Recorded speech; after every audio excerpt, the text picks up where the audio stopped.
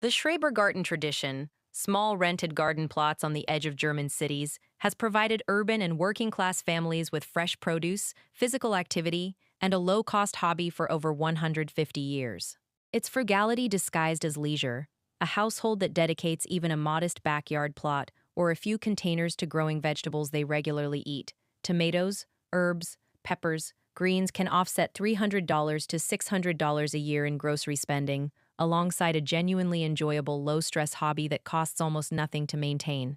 It's a small number individually. Stacked against the other habits on this list, it's another consistent leak sealed. Small savings repeated over time create meaningful financial advantages. The Schrebergarten tradition is not about becoming a farmer. It is about creating a small system that provides value repeatedly. Growing your own food changes your relationship with spending.